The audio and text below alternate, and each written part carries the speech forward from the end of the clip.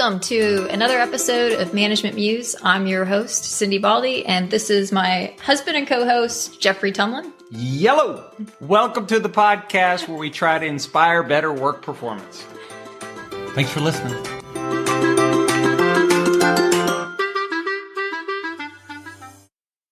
If our audience who are managers, if you wanted to impart one thing for them to be sure to remember about the link between meaning and performance, what would that be?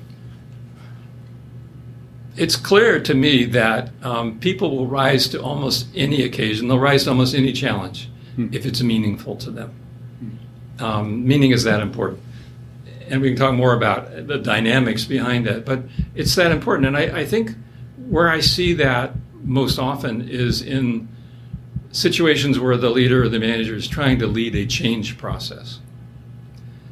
And most of us are, in one way or another, to adapt to the change in the marketplace. Maybe our organization grew fast and we need to adjust. Maybe we're failing when we need to change. Whatever the reason, we're often leading a change process. And the problem, the challenge of a change process is that most of the costs are up front. Yeah. You've got extra work. You've got to learn new things, maybe new relationships. Maybe you got to move to a different location. You've got all these upfront costs, and the benefits come later. And so you've got to believe that this is worth paying these costs before you see the benefits. And where you're headed and the goals and the purpose of the change has got to be meaningful to keep people going to actually finally achieve the change. But the main thing is people will rise to almost any challenge if they see that it is meaningful. And if you're able to articulate that, they understand it, and they're working on that basis. What I'm going to ask you, actually, Yeah, sure. How do you think it applies to management? I think I'll focus on three things that Kent said so far that I think are very important for managers. And so this one is a topic that we've talked about in season 1 about change. And I think what Kent says is very astute. The challenge of change is the costs are in your face and immediate, and the benefits are more abstract and generally flowing later. The second is that I believe, and I think we've seen in our work, people do rise to the challenge if they find that nugget of why this matters. Meaning, we're using the word meaning today, and I think Kent would say that's it. Another way of saying meaning is, why does this matter to somebody? Why does somebody care enough to... It's like that internal passion. Yeah. Intrinsic motivation, Yeah. sometimes. Kent talks about it in his books as intrinsic motivation. It is, yeah. Yeah, so that's kind of the second thing. So if the first thing is the challenge of change is you get the costs up front but not the benefits, the second thing is that when people find that meaning, they can often surprise you with the amazing things that they can do. And then the third thing is this idea about time. And everybody, all of us included, we think we're so busy.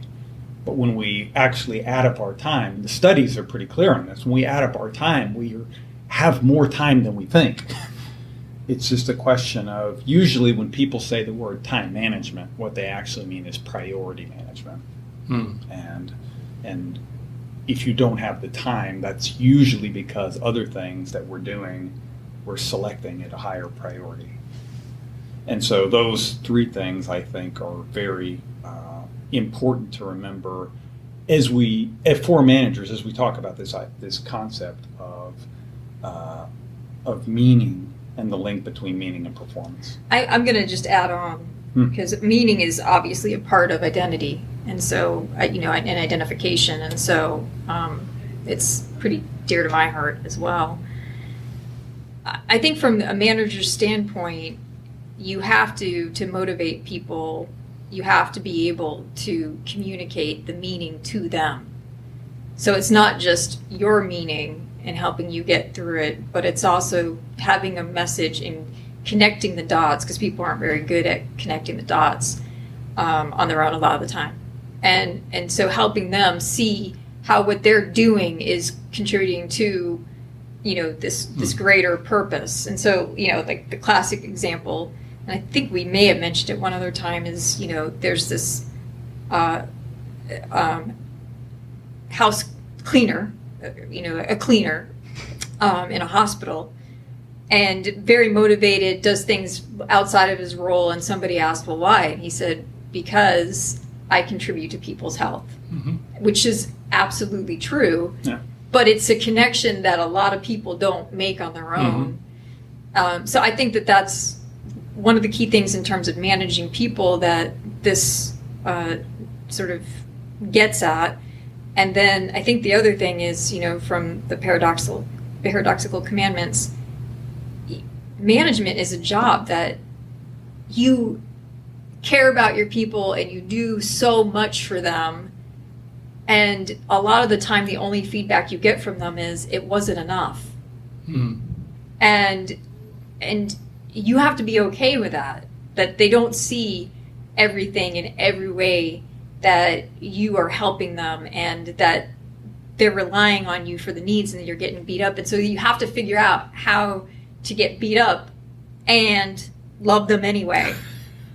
And I think that's when we coach, I talk to a lot of people about that. They get so disheartened because they literally are breaking their necks to try to do the best that they can with resources to create a nice work environment. And they're just, it's not perfect. Nothing's perfect. But they are really trying, and they're just getting beat up by their people and being told it's not enough. And so I think that that's a important potential takeaway. Yeah, managers need to find meaning. Yeah, to sustain their efforts. Yeah. And you've been a leader and a manager of some very large and, I would say, complicated, complex, creative organizations, 2 universities here in Hawaii, and also the Greenleaf Center, which the mission of the Greenleaf Center is to spread worldwide the ideas of Robert Greenleaf, servant leadership. And if you've ever heard the term servant leadership, in part, you should thank Kent Keith, because for 10 plus years, that was his meaning, his mission, and it was wildly successful at it. And so talk a little bit about how this one big idea that we're talking about today, the link between meaning and performance, how has that played out in some of the roles that you've had as leader of complicated, highly creative organizations? Well, I think I kind of connect with what Cindy just said. I mean, I took on the leadership of 4 organizations that were close to failing. Which 4? 2 Greenleaf Centers and 2 universities. You don't do that unless you believe in the mission of those organizations, the mission and values. It's not something to do lightly, because it's high risk for yourself as a leader, for your future employment. If you fail, it's high risk for the people who work with you, because if it goes down, everybody goes down with it.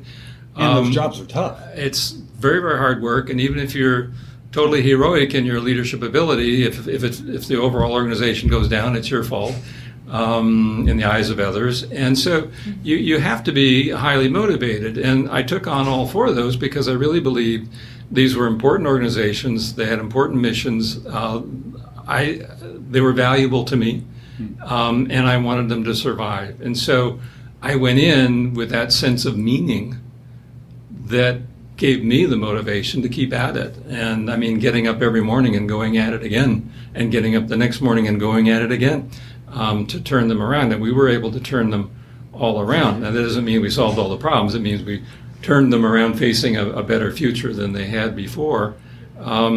So I saw that kind of the importance of meaning and motivation in my own life in that way, where you really have to be committed, and I think that has to come from that kind of meaning. During my career, I did work at 9 different organizations, And they were in the public, the private, the nonprofit, and the academic sectors. So I got to see these ideas working in a number of different environments. And I found that it was, it's just important everywhere.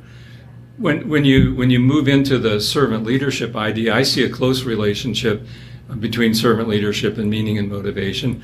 Of course, we know about Robert Greenleaf. He worked for AT&T when it was one of the biggest organizations in the world, and he was there for 38 years. He was involved in management research. He taught and trained and observed senior leaders and managers, concluded that those who were most effective were serving others. He focused on the importance of meaning. He came up with what he called his business ethic. He said the work exists for the person as much as the person exists for the work. In other words, the business should provide meaningful work to the worker as much as it should provide a program, product, or service to the customer. 50 years ahead of. And he's called this his business ethic. We need to do this. So he really saw the importance of meaning. He, of course, talked about measuring the effectiveness of a servant leader based on our people growing, and that ties into intrinsic motivation. So I think that's very close. The research that's become available more recently has been very encouraging to me, because I experienced the importance of meaning to motivate me, and I'm sure it motivated others. But we started getting research from people like Dr. Kenneth Thomas and Dr. Adam Grant that ties meaning to motivation, to intrinsic motivation, to performance.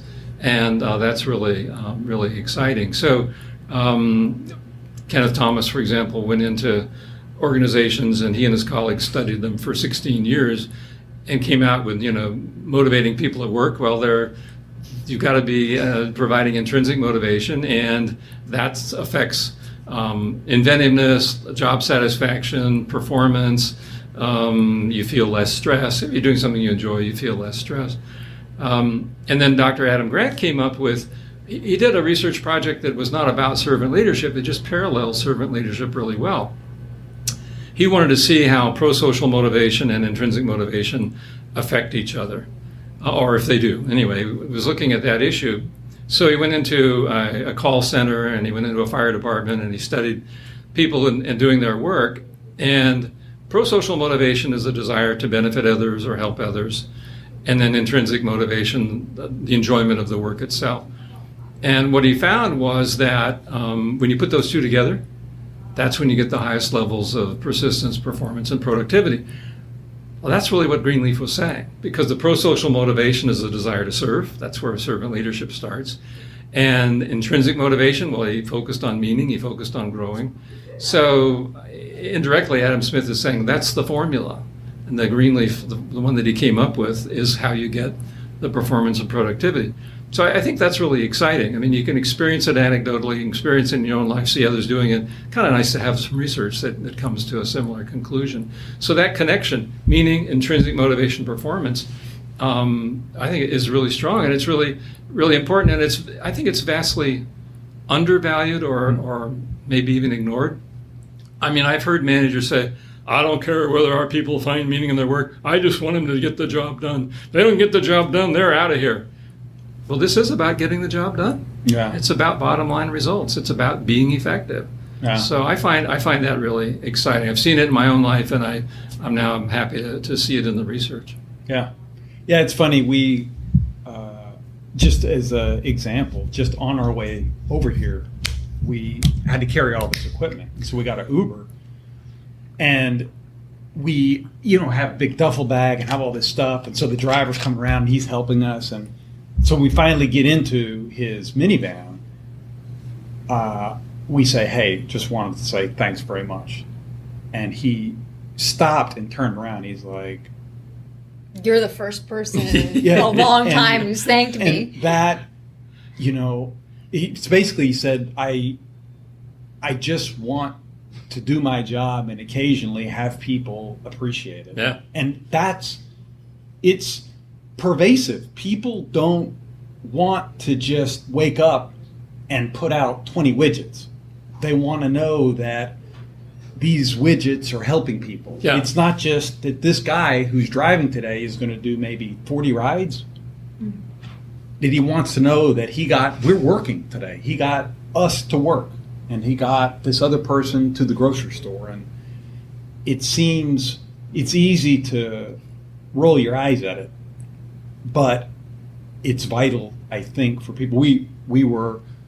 It's been a while now, but we were on vacation, and we were in Italy, and we had like 20 pizzas in a row. And so we're like, we can't eat another pizza. And the place that we were in, we caught him at the break between lunch and dinner, which is pretty sacrosanct. And so, long story short, we're trying to get a ferry back to Sorrento, where we're staying, and we're on this small island, and we have 2 hours to kill, but nothing's open. So we finally found a restaurant that's open, and it has vegetables on the menu. And we're like, oh, this is amazing. And so we order salads. First vegetable we've had in Italy for like 5 days. And the salads come out, and they're amazing. And so we tell the chef, like, these are the best salads we've had in a month. It's absolutely amazing. And 2 minutes later, the chef in a pair of Crocs comes out.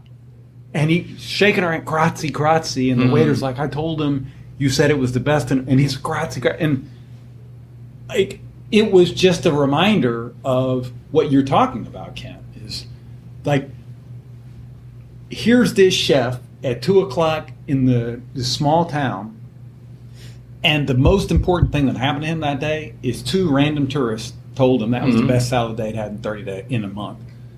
And he came out almost with tears in his eyes from the kitchen. That's great. Yeah. And that's meaning, right? It's a recognition of what's important to him. Yeah. You were basically appreciating what's important to him. And it's the meaning of seeing the impact. Yeah. And that's a real key. That's something that, going back earlier to helping people see the meaning in the work they're doing. If you're working in a university environment, one of the great things is a graduation ceremony. Oh gosh, because it's so nice. If you know the students as they come in and you see them, hopefully they're growing and learning, and then you see them graduate, and they're different. You can see the impact of your work. At the Greenleaf Center, we're providing seminars and conferences and books and materials, and we get feedback from people talking about how this has changed their behavior, professionally and personally. So one of the things that I did for years as a speaker was to try to go into organizations and just help them think about the impact of their work. Because, organizations do have impact. Almost all of them are created to provide some kind of program, product, or service that's going to help improve a life or maybe even save a life. But we get down in our trenches and we kind of forget that impact. We get focused on the immediate task. I worked for the YMCA and the president of the Y when I was there. And we were in an administrative office and we're working hard. Every once in a while I'd come and knock on my door. I said, come on, we're going to go watch kids. And we go down in the building, go out in the yard, and just watch kids playing and doing stuff to remember why we're here. And then we go back up and push some more paper. But that's that kind of connection. So when you're working with scholars or researchers, often they're really happy just to have their research product. But there's still the opportunity to say, well, how's it being used? Yeah. How's that being having an impact on others? And there's additional meaning that's available. And I think that is something that every leader or manager can do and should do. In a way, you can't motivate people, but you can show them what you think is meaningful, and they can go, yeah, that is. Hello, musers. Now it's time for commercial break. This is our favorite topic. We love talking about this. Strategic planning. What do we say about strategic planning? That it usually doesn't happen. You have the meeting, but you don't actually get the result. You have the meeting. That almost all strategic planning is never strategic. It always ends up with 50 things that you're going to do. And if you're doing 50, and none of them are tied together, that's the other issue. So we love to talk about it. If you call us for strategic planning, we'll actually help you get a strategy. The challenge of organizations isn't that they don't do stuff. It's that all of the stuff that they do isn't unified around a push or a focal point. Or a core strength. Yeah, your strength. Usually it's a strength. Or an insight. Yeah, your strategy is something you uniquely do that can't be easily copied, or else everybody else would do it and you wouldn't have an advantage. Or an insight, something you see that maybe even people are laughing at you right now, but you're right. And so if you want strategic planning that actually is strategic, give us a call. On Demand Leadership, ondemandleadership.com. And we promise you that at the end of the strategic planning process, which we can do in as short as 4-day sessions or as long as a year, depending on the complexity of your organization and what you're grappling with. How does somebody like you who's thought a ton about servant leadership and seen its effectiveness, how do we respond when people look around and see behavior that's the opposite of servant leadership succeeding, sometimes wildly so? Well, and succeeding at a cost. So it just depends on what you're willing to pay, and your definition of success also. I'll see where's a good place to start on this. Okay, this may sound a little bit random. I was at a technical college and talking to students. And I put a hypothetical to them. Company A, big return on investment, but they don't pay their employees very well. They don't treat their customers very well, and they're damaging the environment. But the return is, they're making a lot of money. Yeah. Company B, modest return, but they do take care of their employees. They do take care of their customers. Which one's better? And they said, well, it's the company making more money is better. Really? Yeah. So, and they thought I was stupid to even ask the question. That it was all about making money at any cost. How long ago was this, Kent? 15 years ago. Okay, all right. So, I mean, it's like, what do you think is success? So my impression is that there are two really different models of leadership in the world. I call one the power model, and the other is the service model. So the power model says leadership's about acquiring and wielding power. It's about making people do things. And usually those people have theory X ideas about people. People don't want to work. They have to be made to work. They don't want to be responsible. This goes back to McGregor's theory X and theory Y. And they also lean heavily on extrinsic motivators. So you got power is how leadership's defined. We're going to manipulate people with extrinsic motivators. We have a bad view of them. They don't really want to work. And that's the dominant model. In our culture, so that's what we're up against. And people take that as the given, even when it works badly. They just assume that's what there is. There isn't really another model. Yeah, I think that relates to what you were talking about, like, going to way back to Hofstede. We're highly individualistic, but we're also high on achievement. And so a lot of the time it's by achievement that we're measuring success, and you can be a lousy human being and highly successful because you achieve. But one of the fascinating things about the difference between what became a transformational leadership, I mean, as transforming leadership, it started out much better than it became something else under Bass and transformational leadership, is that you can exploit your employees for the good of the organization. You want to get an organizational result, you can exploit your employees. Under transformational? Under transformational. Okay. But I'm not saying everybody does, but you can. Under servant leadership, you don't do that. You grow people for their own good and the good of the organization. So people if you accept the power model as the model, then you just spend your time trying to fix it here and there. Now the service model is just very different. It doesn't say that leadership's about acquiring and wielding power. It says it's about making a difference in the lives of others. So it's about identifying and meeting their needs. So you have a very different starting place. Yeah. And then you go with Greenleaf and says, well, you ought to care about everybody that you impact. And that's the only really moral position. So you do care about employees, you care about customers, you care about the bigger world, society. And so you have a different measurement. What I think is fun is that companies that are trying to adopt the service model and servant leadership do quite well. There's research now at the unit level, sort of the team level, that's coming up with very, very nice results. Some of the stuff that Bob Leiden is doing, one of his studies was in Korea that I happen to think of right now, and basically they're able to chart that as servant leadership goes up, profitability goes up. So it's not about giving up. Yeah. It's about getting results. I mean, Greenleaf was always about getting results. There's just a better way that's better for more people. Yeah. So, you can get results at the cost of how you treat your employees or your customers or the environment. and you can get results by doing well by them.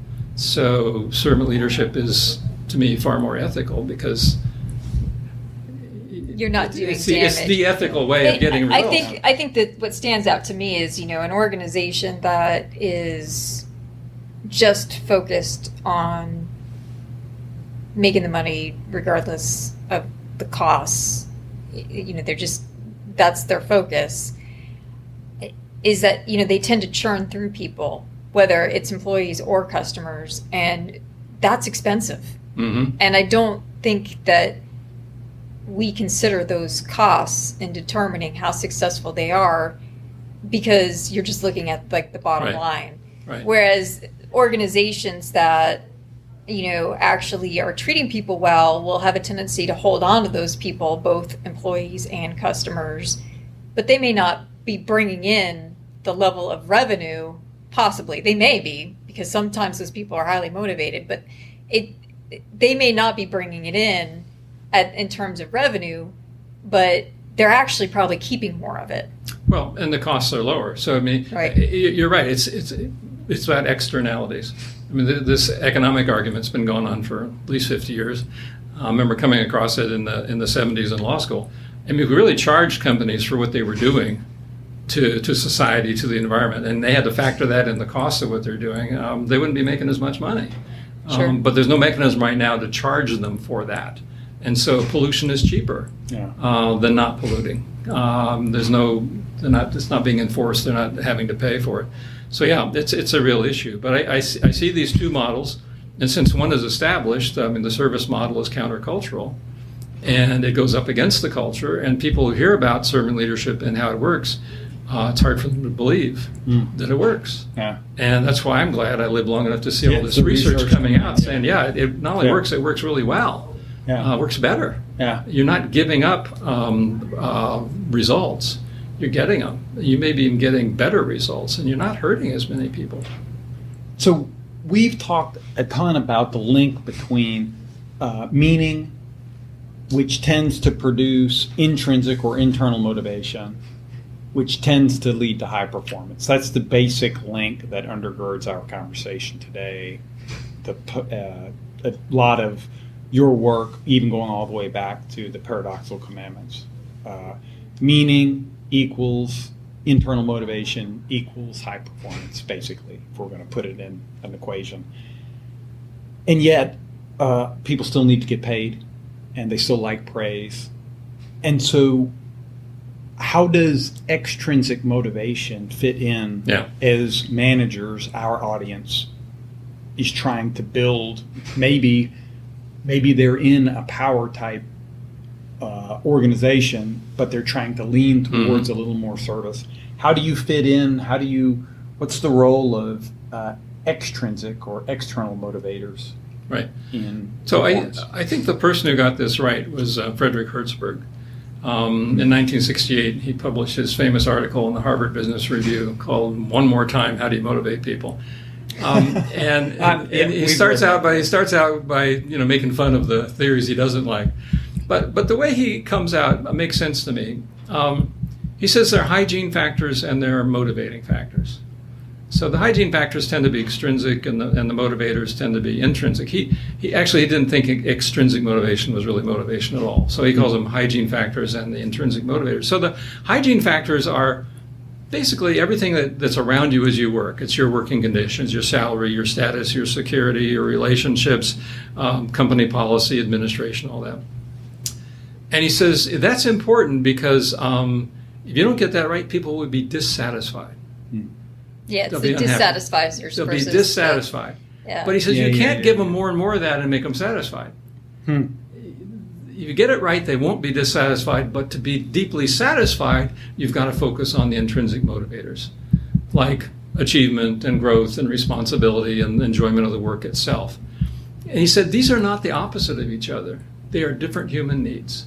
The humans need whatever that stability is of those extrinsic hygiene factors. But then to move them to the higher levels of performance, you've got to have the intrinsic. So I think what people don't know or are not willing to accept is how many negative impacts result from overuse of extrinsic motivators. And there are a couple of books that I've enjoyed about that. Alfie Kohn published one in 1993 called Punished by Rewards. He reviewed hundreds of studies. And then later, Daniel Pink did one in 2009, I think, called Drive. They came to very similar conclusions, looking at the same literature, I suppose. So the extrinsic motivation basically undervalues the work. It's like saying to a kid, if you'll just read this book, I'll give you some ice cream. So the ice cream is what's great. Right. Book is not. Yeah. If we really wanted people to love books, we'd say, if you just eat this ice cream, I'll let you read a book. I never tried that as a parent. I'm not recommending it. But you know what I'm saying? It undervalues the work. This is not so great. I'll give you something else. Or I won't punish you. So there's a reward or the avoidance of punishment. So that's a problem. People will cheat to get the reward. They'll shortcut the work to get the reward. They'll think short term to just get the reward. They won't be very creative to get the reward. I mean, you just go down the list of all the things they found that are weaknesses of this intrinsic model. And so I think you need to be careful. One thing that amazes me is the number of managers who seem to think that if things are not going well, all I got to do is offer more money or threats of punishment. First thing I ought to do is find out why things aren't working well.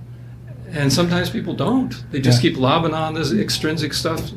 And so I think there are I think it's too deeply embedded in our culture. I think people assume it works, and it's B.F. Skinner training rats, operant conditioning. And I think people are more than that. And so I think there are limits. But I really like Hertzberg's thing. You got to get the hygiene stuff right, or people will be unhappy. So pay attention. That's important. But you want to move them to a higher level, you go with the intrinsic. And so, getting down to the practical, as a manager, what's your advice in terms of helping people find that motivation, the intrinsic? I think the work we do is important. This is exciting. If it's not exciting, let's try to redesign the work. I mean, that's one thing Hertzberg said we may need to redesign some work so it's a lot more meaningful, a lot more interesting. There's a lot more intrinsic motivation available. You need to talk about it. I mean, I actually did a little program with a government agency here in Hawaii where I've done surveys. I've done them, and these are really simple snapshot surveys. I'm not doing a complicated thing for an academic publication. I just give people, 30 or more potential sources of meaning and ask them to rate how important is this in your life, or how important is this at work. And so we actually did that with an agency here, and we came up with the results for their group as to what provided the most meaning at work. And so we sat down with the managers and leaders and said, well, this is what everybody says is most important. How do we do more of this? Talk to people about how we can enhance this kind of meaning. It's challenging, but it can be done. And just talk to people, listen, try to figure out how to do that. And so, looking back now, our topic, meaning and high performance, as you have more of the time now to reflect on your life in totality, what occupies you now, and what's the journey so far meant? There's a lot of meaning in helping other people to find meaning. I mean, that's kind of the theme. And at my stage now, so I'm 74. I'm kind of surprised to be 74. I mean, I guess I saw it coming. My wife warned me. But I'm at this stage now where I just want to share what I've learned from others and what I've learned through my own experience and pass it on, knowing that other people have their own experiences, they have their own insights. They don't have to do it the way I do it. They don't have to think of it the way I think of it. But I benefited from the things I received from others. So I'm really trying to pass along what I have, and I'm trying to do that on websites. I'm trying to do that through publications. I'm trying to do that through talks that I'm invited to give. And that's very meaningful. And again, there's some things that people just have to learn for themselves. But maybe when they do, if they discover someone else learned the same thing, it might be kind of reinforcing and encouraging that they're not alone in that discovery. And so no, it's very meaningful to help people to find meaning. I know that it makes a difference. It certainly has in my life. I think it makes a difference in everyone's life. And I think that when it comes to managers, I hope that people won't look only on the meaning at work. That's got to be where it starts. But as I get older, I'm more and more impressed that we really are whole people, and we do bring to work what's happening in our private lives. We try to compartmentalize, we try to minimize it, especially if something difficult is happening, but it affects our work. And the older I get, the more interested I am in, are there things that we can do that are not invasive, that are appropriate to help people to find that meaning and happiness in their private lives and bring that to work, because it does affect work. So I think for me, it's like you can expand the limits of what we do. And I've seen organizations do that to help people who want it with their private lives, help support their families, help support them in ways that we're not just training them for the specific job that they're asked to do right now. We see them as whole people who bring everything with them to work. So I like that. And I also think that a lot of people don't understand this because they haven't seen it. They haven't seen it embodied, especially servant leadership. If you haven't seen a servant leader at work, it's kind of hard to believe that it does work. Yeah. It's kind of hard to know what are we really talking about here. It sounds kind of nice, but what? Yeah. And so we need more people who, as leaders and managers, are aware of the meaning they find and share that and are an example of that. And more people who are servant leaders and show how it's done so that people can see it, because we learn by example. It's really powerful that way. So those are some of the things that I'm thinking more about. But it's, how do you pass along and leave behind the best things that you've learned so that others might use them if they're interested. My thoughts, big wrap up, and then we'll give Kent the last words for anything else that you want to comment on about our main topic today, the link between meaning and high performance, or anything else at all. A number of things Kent said, but as it relates to managing people, managers care about meaning because it tends to unlock intrinsic motivation, internal motivation, and usually that leads to better performance. And so it sounds pie in the sky, but it's actually very concrete. Where the rubber meets the road, we care about meaning because you end up usually getting better performance when people feel meaning. Second, Kent's life and also his comments to us today during this podcast is a reminder about the virtue of action, of doing. And, Kent's famous to us for a lot of things, but to the rest of the world, it's for the paradoxical commandments. But that began sitting at a typewriter, looking at the ceiling, wondering if he should type anything. Yeah. And I appreciate you sharing that story because it's nice to know that not everything flows out of everybody just like, oh, it just came to me. It's that many times people, there's a struggle, but there's virtue and there's meaning in the doing. And the third, the essence of Kent's life and also the paradoxical commandments is that there's meaning in there can be meaning in adversity. And so his new book is about the challenge of meaning and success. The opposite of that is that you can find meaning sometimes in the adversity. And so if you'll permit me the metaphor, sometimes we need to run into and through the adversity and not fear it. We don't want adversity. We'd all like to have nice lives. But as I'm reminded every time I look at the cover of somebody beautiful and famous on the Inquirer magazine, they're not having a perfect life either. And so thank you, Kent Keith. Thank you also to Hawiana Management Company. They gave us the room today. Our good friend Steve Chamberlain helped arrange that. We really appreciate that. What last words would you like to leave our audience with? Anything at all as it relates to our topic or anything in general? Just one last word, which is don't put it off. You know, I've met people who know what's meaningful to them, and they keep putting it off. Someday I'm going to do that. Someday I'm going to do that. None of us knows how many days we have on this planet. And there's all kinds of personal happiness and benefits of finding meaning that are available right now, every day. So don't put it off. And if you focus on things that are meaning every day, then at the end of your life, when you look back, you're going to look back on a life filled with meaning. And you probably won't have many regrets, may not have any.